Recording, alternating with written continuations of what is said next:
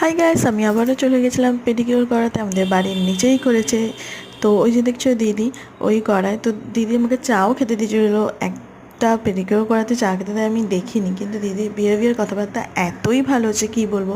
আর দিদির একটা কথা তো আমার খুবই মন ছুঁয়ে গেছিলো, যে মা ছাড়া মা হওয়া যায় না। আমি আবারও চলে এসেছি পেডিকিউর করাতে অনেকদিন পর, অনেক মাস পর এলাম পেডিকিউর করাতে।